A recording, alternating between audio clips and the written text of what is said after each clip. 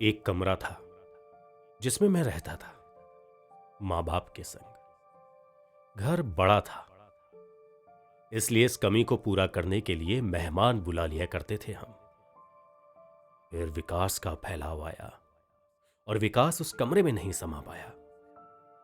जो चादर पूरे परिवार के लिए बड़ी पड़ती थी, उस चादर से बड़े हो गए हमारे हर एक के पांव। लोग झूठ कहते हैं कि दीवारों में दरारें पड़ती हैं। हकीकत यही है कि जब दरारें पड़ती हैं तब दीवारें बनती हैं। पहले हम सब लोग दीवारों के बीच में रहते थे, अब हमारे बीच में दीवारें आ गई। ये समृद्धि मुझे पता नहीं कहां पहुंचा गई। पहले मैं मां बाप के साथ रहता था, अब मां बाप मेरे साथ रहते। फिर हमने बना लिया एक मकान, एक कमरा अपने लिए, एक एक कमरा अपने बच्चों के लिए। वो एक छोटा सा ड्राइंग रूम उन लोगों के लिए जो मेरे आगे हाथ जोड़ते थे, एक वो अंदर बड़ा सा ड्राइंग रूम उन लोगों के लिए जिनके आगे मैं हाथ जोड़ता हूं। पहले मैं फुसफुसाता था तो घर के लोग जाग जाते थे। मैं करवट भी बदलता था तो घर के लोग सो नहीं पाते थे। और अब जिन दरारों की वजह से दीवारें बनी थी, उन दीवारों में भी दरारें पड़ गई हैं।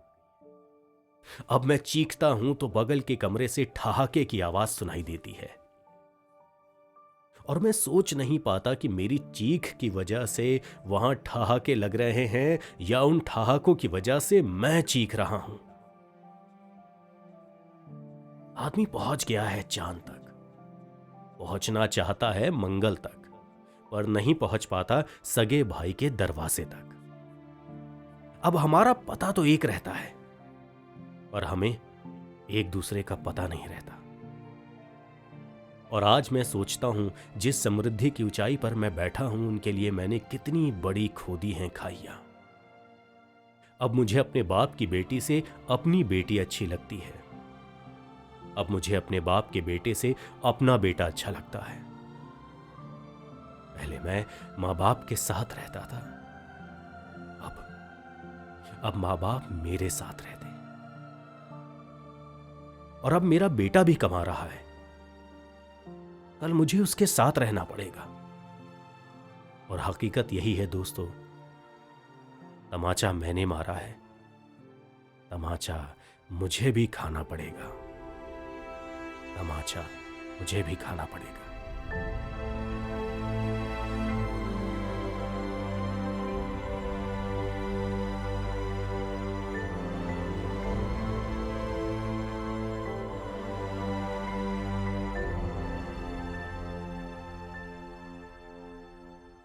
दोस्तों, ये लाइनें हैं श्री सुरेंद्र शर्मा जी की, जो एक महान कवि हैं। मैंने सोचा कि अपनी आवाज में उनके इन पंक्तियों को उतारा जाए, जो जिंदगी की उन सच्चाइयों को रूबरू कराती हैं जिनके बीच में अब हम जी रहे हैं।